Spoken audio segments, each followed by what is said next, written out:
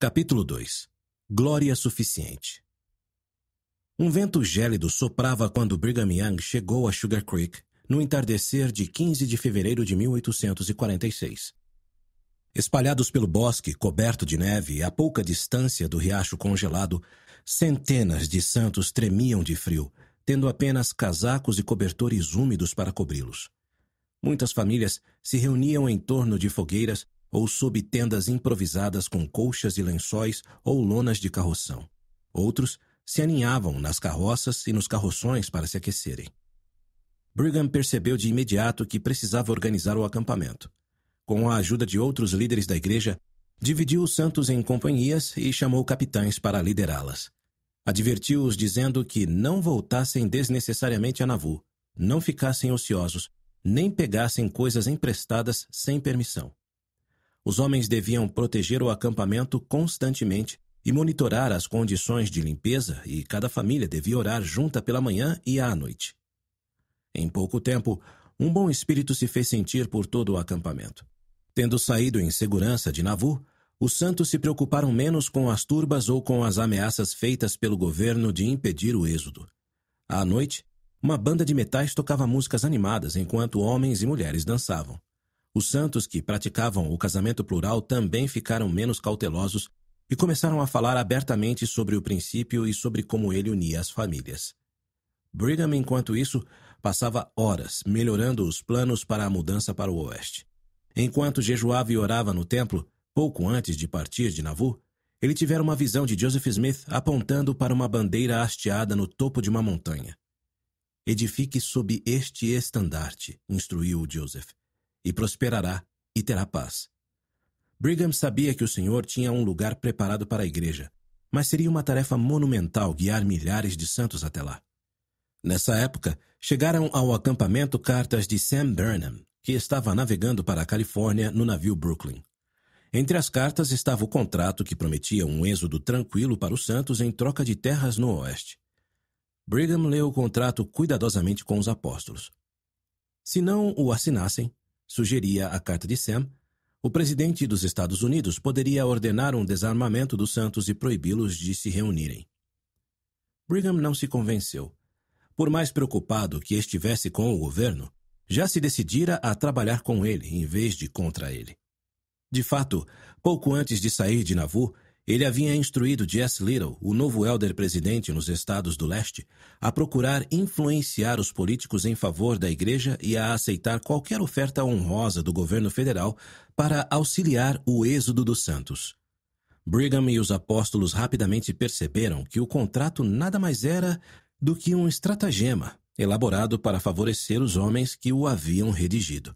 Em vez de assinar o contrato, os apóstolos decidiram confiar em Deus e buscar sua proteção. À medida que os meses se passaram, a temperatura caiu abaixo de zero e a superfície do rio Mississippi congelou, tornando fácil sua travessia sobre o gelo. Em breve, cerca de 2.000 pessoas estavam acampadas em Sugar Creek, embora alguns retornassem a Nauvoo de tempos em tempos para realizar uma ou outra tarefa. O trânsito de ida e volta preocupava Brigham, que acreditava que aqueles santos estavam negligenciando suas próprias famílias e se concentrando demasiadamente em suas propriedades na cidade. Com a jornada para o oeste já atrasada em relação ao que fora programado, ele decidiu que chegara o momento de os santos partirem de Sugar Creek, mesmo que as companhias estivessem mal equipadas. Em 1º de março, 500 carroções partiram rumo ao oeste, atravessando as pradarias de Iowa. Brigham ainda queria enviar uma companhia de vanguarda para as Montanhas Rochosas naquele ano, mas os santos precisavam primeiro usar todos os recursos necessários para mover o acampamento para mais longe de Nauvoo. Enquanto os santos estavam deixando Sugar Creek com Brigham, Louisa Pratt, de 43 anos, permaneceu em Nauvoo, preparando-se para deixar a cidade com suas 4 jovens filhas. 3 anos antes, o senhor havia chamado seu marido, Edson, numa missão nas ilhas do Pacífico. Nesse período, o precário serviço postal entre Nauvoo e Tubuai, a ilha da Polinésia Francesa onde Edson estava servindo, tornara difícil manter contato com ele. A maioria das cartas dele tinha sido escrita vários meses antes de sua entrega, e outras tinham mais de um ano. A última carta de Edson deixava bem claro que ele não voltaria para casa a tempo de ir para o oeste com ela. Os 12 o tinham instruído a permanecer nas ilhas do Pacífico até que eles o chamassem de volta para casa ou enviassem missionários para substituí-lo. Em certo ponto, Brigham tivera a esperança de enviar mais missionários para as ilhas depois que os santos recebessem a investidura, mas o êxodo de Nauvoo obrigara o adiamento desse plano. Louisa estava disposta a fazer a jornada sem o marido, mas ficava nervosa ao pensar nisso. Detestava a ideia de abandonar Nauvoo e o templo, e não gostava da ideia de viajar de carroção até as Montanhas Rochosas. Também queria ver seus pais idosos no Canadá, possivelmente pela última vez, antes de ir para o oeste. Se vendesse sua junta de bois, teria dinheiro suficiente para visitar os pais e comprar uma passagem para sua família num navio até a costa da Califórnia, eliminando assim a necessidade de viajar por terra. Louisa já tinha quase decidido ir para o Canadá, mas sentiu que algo não estava certo. Decidiu escrever a Brigham Young a respeito de suas preocupações com a viagem por terra e seu desejo de ver os pais. Se você disser que a expedição com a junta de bois é o melhor caminho para a salvação, então eu a farei com todo o coração e força, escreveu ela. E creio que conseguirei suportá-la sem resmungar, tanto quanto qualquer outra mulher. Pouco depois, um mensageiro chegou com a resposta de Brigham. Venha. A salvação pela junta de bois é o caminho mais seguro, disse-lhe ele. O irmão Pratt se encontrará conosco no deserto onde estaremos, e ficará muito desapontado se sua família não estiver conosco. Louisa ponderou o conselho, fortaleceu o coração para enfrentar as dificuldades que viriam e decidiu seguir com o corpo principal dos santos, fosse para a vida ou para a morte. Naquela primavera, os santos que atravessavam o Iowa começaram a se chamar de o acampamento de Israel, com base nos antigos hebreus que o Senhor havia tirado do cativeiro no Egito. Dia após dia, combateram os elementos enquanto a neve e a chuva implacáveis transformavam as pradarias do Iowa num atoleiro. Os rios e riachos estavam caudalosos e rápidos. As estradas de terra viraram um lamaçal. Os santos tinham a intenção de atravessar a maior parte do território em um mês, mas nesse tempo cobriram apenas 1/3 da distância. Em 6 de abril, no aniversário de 16 anos da organização da igreja, choveu o dia inteiro. Brigham passou horas andando com lama até os joelhos, ajudando os santos ao longo da estrada, até um lugar chamado Locust Creek. Ali, ele ajudou a arranjar os carroções, armar as tendas e cortar lenha até que todos os santos estivessem assentados no acampamento.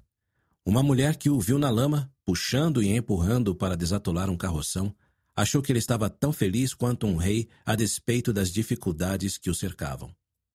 Naquela noite, uma chuva congelante e granizo bombardearam o acampamento, cobrindo-o de gelo. Pela manhã, William Clayton, secretário de Brigham e líder da banda de metais, encontrou o acampamento em polvorosa. Muitas tendas estavam caídas no solo congelado. Uma árvore tinha caído sobre um carroção. Alguns homens da banda também estavam sem provisões. William compartilhou com a banda o que tinha, embora sua própria família tivesse pouco para comer. Sendo um dos primeiros santos a praticar o casamento plural, William viajava com 3 esposas e 4 filhos. Outra esposa, Diantha, ainda estava em Nauvoo, sob os cuidados da mãe dela. Estava grávida de seu primeiro filho e tinha a saúde debilitada, aumentando a ansiedade de William na trilha. Enquanto a família Clayton repousava em Locust Creek com o acampamento de Israel, Brigham propôs o plano de estabelecer um ponto de parada intermediário no meio do caminho que atravessava o Iowa, no qual os santos poderiam esperar melhores condições climáticas, construir cabanas e iniciar uma plantação para os que viriam depois. Alguns santos então cuidariam do ponto de parada intermediário, enquanto outros retornariam a Nauvoo para guiar as companhias através do Iowa. O restante do acampamento seguiria em frente com ele até o rio Missouri. Em 14 de abril, William passou a noite inteira reunindo os cavalos e o gado que tinham se dispersado no campo. Pela manhã, precisava dormir, mas alguém do acampamento recebeu uma carta mencionando Diantha e o nascimento do bebê. Naquela noite, William comemorou o nascimento, cantando e tocando com a banda a noite adentro. O céu estava claro na manhã seguinte, e William vislumbrou dias melhores no futuro do acampamento de Israel. Pegando tinta e papel, escreveu um hino de encorajamento para os santos. Vinde, ó santos, sem medo ou temor, mas alegres andai. Rude é o caminho ao triste viajor, mas com fé caminhai. É bem melhor encorajar e o sofrimento amenizar. Podeis agora em paz cantar, tudo bem, tudo bem. A 160 quilômetros para o leste, Wilford Woodruff estava no convés de um barco fluvial no rio Mississippi, contemplando o templo de Nauvoo através de uma luneta. Na última vez em que tinha visto o templo, as paredes ainda não estavam terminadas. O templo agora tinha um telhado, janelas cintilantes e uma majestosa torre no alto, com um catavento no formato de um anjo. Partes do templo já tinham sido dedicadas para o trabalho de ordenanças, e logo o edifício estaria concluído e pronto para ser plenamente dedicado ao Senhor. A viagem de Wilford para casa, vindo da Inglaterra, tinha sido arriscada. Fortes ventos e ondas tinham castigado o navio. Wilford suportara tudo com firmeza, sentindo-se muito mal com o enjoo causado pelo balanço das ondas. Todo homem que vende sua fazenda e passa a viver no mar, lamentou-se ele na época, tem um gosto bem diferente do meu.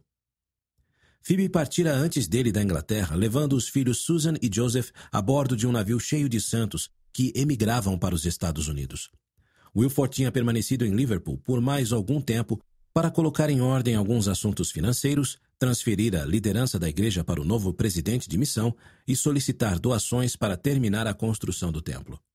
A construção do templo de Deus é de igual interesse para todo santo sincero de coração onde quer que ele resida, relembrou ele aos santos.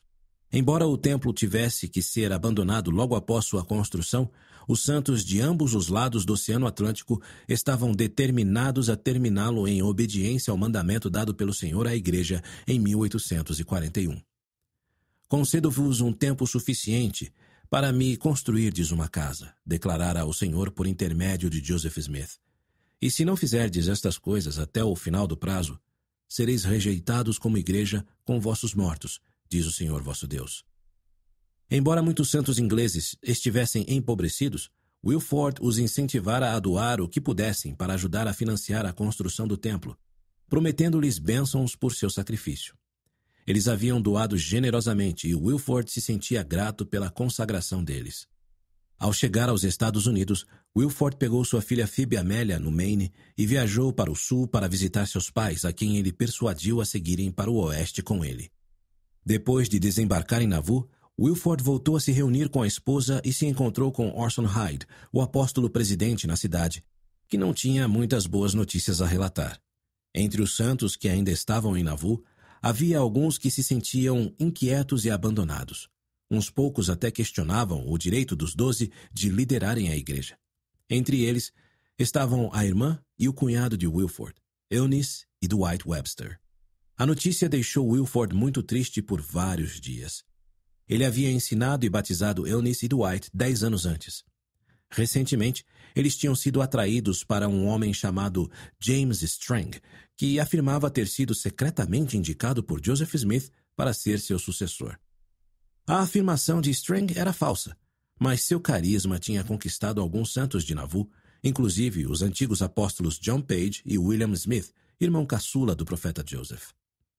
Em 18 de abril, Wilford ficou muito indignado quando ficou sabendo que Dwight e Eunice estavam tentando convencer seus pais a seguir Strang, em vez de ir para o oeste. Wilford reuniu a família e denunciou o falso profeta. Depois, saiu para carregar seus carroções. Tenho muito o que fazer, escreveu ele em seu diário, e bem pouco tempo para fazê-lo. Naquela primavera, os trabalhadores correram para terminar o templo antes de sua dedicação pública em 1º de maio. Construíram uma parede de tijolos ao redor da pia batismal, instalaram as peças de madeira decorativas e pintaram as paredes. O trabalho prosseguiu o dia inteiro e muitas vezes noite adentro. Como a igreja tinha pouco dinheiro para pagar os trabalhadores, muitos deles sacrificaram parte de seu salário para garantir que o templo estivesse pronto para ser dedicado ao Senhor. 2 dias antes da dedicação, os trabalhadores terminaram de pintar o salão de assembleia do piso térreo. No dia seguinte, varreram os detritos e o pó do grande salão e o prepararam para o serviço. Não conseguiram terminar o acabamento de todas as salas, mas sabiam que isso não impediria o Senhor de aceitar o templo. Confiantes de terem cumprido o mandamento de Deus, pintaram as palavras "O Senhor viu nosso sacrifício" acima dos púlpitos que ficavam junto à parede leste do salão de assembleia. Cônscios da dívida que tinham para com aqueles trabalhadores, os líderes da igreja anunciaram que a primeira sessão de dedicação seria um evento de caridade. Foi pedido aos que comparecessem que contribuíssem com $1 para ajudar a pagar os trabalhadores pobres. Na manhã do dia 1º de maio, Elvira Stevens, de 14 anos, saiu de seu acampamento a oeste do Mississippi e cruzou o rio para assistir à dedicação. Tendo ficado órfã quando os pais morreram pouco depois de a família se mudar para Nauvoo, Elvira morava então com sua irmã casada. Como ninguém mais do acampamento podia acompanhá-la à dedicação, ela foi sozinha. Sabendo que se passariam anos até que outro templo fosse construído no oeste, os apóstolos haviam administrado a investidura a alguns jovens solteiros, inclusive Elvira.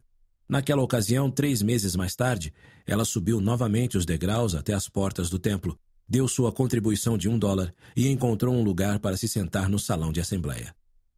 A sessão começou com um coro cantando. Orson Hyde então proferiu a oração dedicatória. Conceda que teu espírito aqui habite, rogou ele, e que todos sintam no coração a sagrada influência de que tua mão ajudou neste trabalho. Elvira sentiu poder celeste no salão. Depois da sessão, ela retornou a seu acampamento, mas voltou para assistir à sessão seguinte, 2 dias depois, esperando sentir novamente o mesmo poder.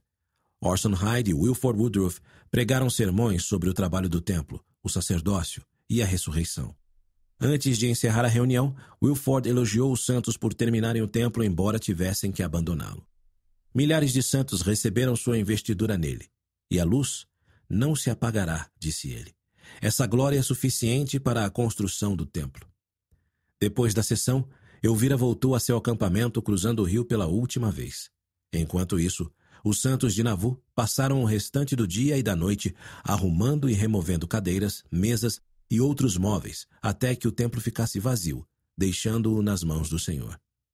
Poucas semanas após a dedicação do templo, Louisa Pratt e suas filhas partiram para o oeste com uma companhia de santos. Ellen tinha então 14 anos, Francis, 12 anos, Louis tinha 9 anos e Anne, 5 anos.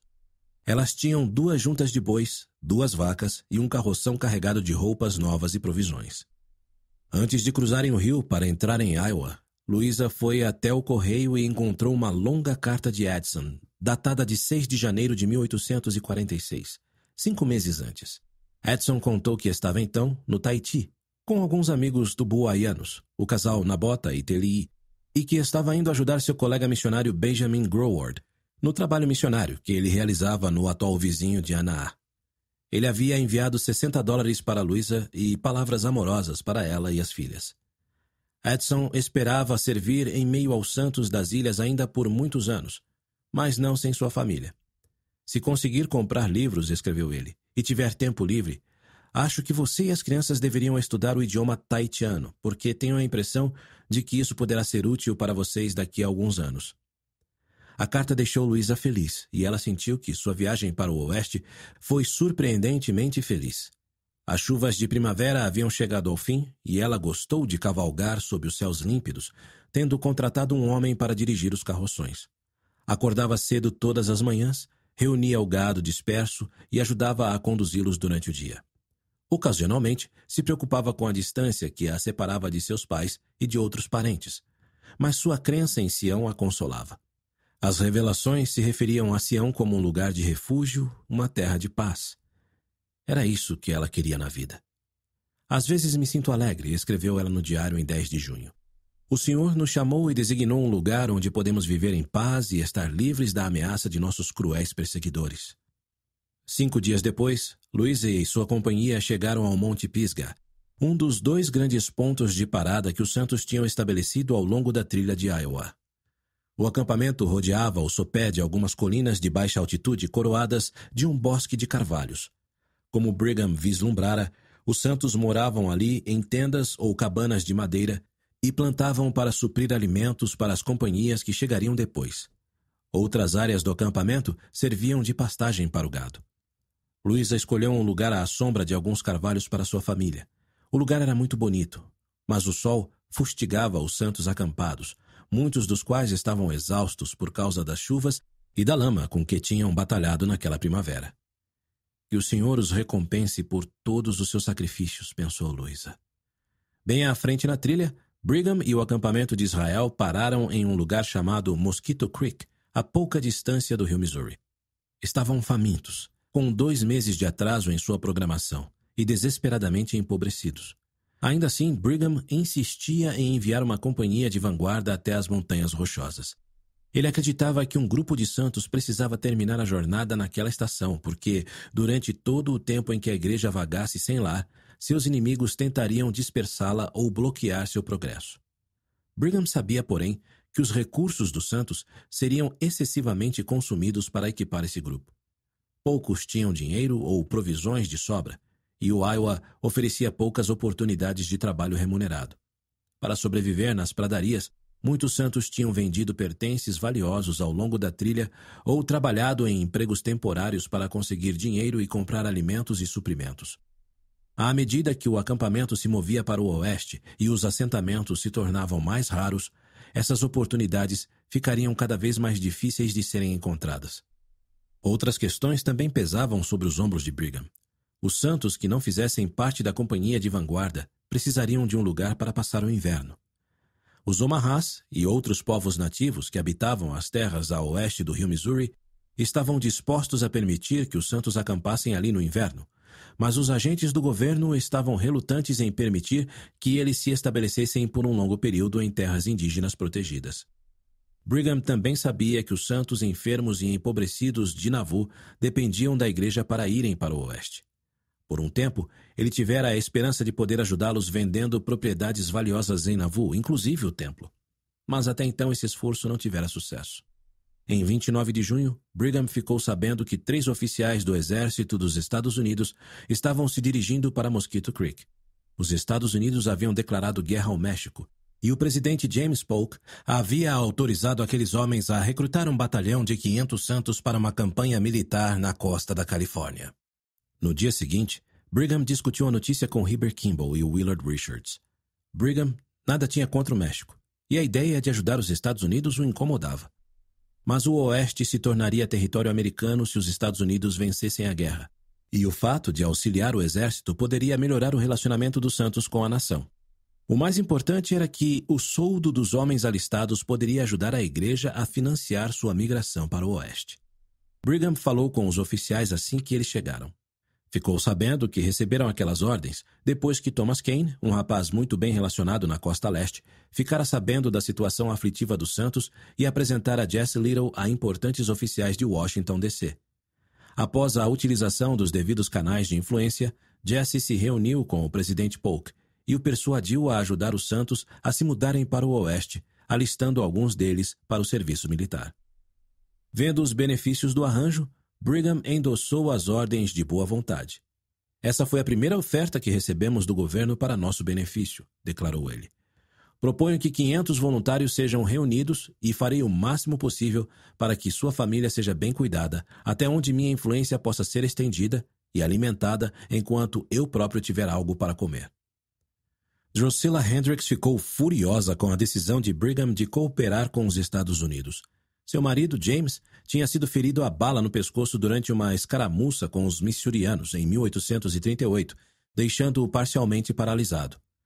Tal como outras pessoas do acampamento, ela ainda se ressentia com o governo por não ter ajudado os santos naquela época.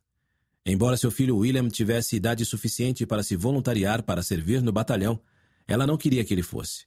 Com o marido paralisado, ela dependia do filho para seu sustento. Os recrutadores visitavam o acampamento diariamente, frequentemente acompanhados por Brigham ou outros apóstolos. Se quisermos o privilégio de irmos para onde possamos adorar a Deus de acordo com os ditames de nossa consciência, testificou Brigham, precisamos formar o batalhão. Muitos santos engoliram seu ressentimento e apoiaram o empreendimento, mas Drusilla não conseguia suportar a ideia de se separar do filho. Às vezes, o Espírito sussurrava para ela: "Tens medo de confiar no Deus de Israel? Ele não esteve contigo em todas as tuas provações? Ele não te proveu tuas necessidades?" Ela reconhecia a bondade de Deus, mas então se lembrava da crueldade do governo e sua raiva voltava. No dia da partida do batalhão, William acordou cedo para ir buscar as vacas. Drusilla o observou caminhando pelo gramado alto e úmido e se preocupou com o fato de que sua falta de fé lhe viesse a causar mais mal do que bem. Ele poderia se ferir viajando pela trilha com a família tão facilmente quanto marchando com o batalhão. E se isso acontecesse, ela se arrependeria de tê-lo obrigado a ficar. Drusilla começou o de jejum, insegura do que fazer a respeito de William. Subindo no carroção para pegar farinha, ela novamente sentiu o espírito sussurrar. Não desejava ela as maiores bênçãos do Senhor? Sim, disse ela em voz alta. Então como pode obtê-las sem fazer o maior dos sacrifícios? Perguntou o espírito. Deixa teu filho ir com o batalhão. É tarde demais, disse ela. Eles vão partir esta manhã. William retornou e a família se reuniu para o de jejum. Enquanto James abençoava o alimento, Drusilla se assustou quando um homem irrompeu no acampamento.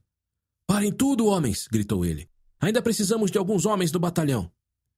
Drusilla abriu os olhos e viu William olhando para ela. Estudou o rosto dele, memorizando cada detalhe. Soube, então, que ele se uniria ao batalhão. Mesmo que eu nunca mais o veja novamente até a manhã da ressurreição, pensou ela. Vou saber que você é meu filho. Depois do de jejum, Drusilla orou em particular. Poupa-lhe a vida, suplicou, e que ele retorne a mim e ao seio da igreja. Ser-te-á feito, sussurrou o espírito, como o foi para Abraão quando ele ofereceu Isaque sobre o altar. Drusilla procurou William e o encontrou sentado no carroção com a cabeça reclinada, cobrindo o rosto com as mãos. Quer ir com o batalhão? Perguntou ela. Se quiser, tive um testemunho de que é a coisa certa para você. O presidente Young disse que é para a salvação deste povo, disse William, e posso contribuir com isso como qualquer outro. Eu o retive, disse Drusilla. Mas, se você quiser ir, não o reterei mais.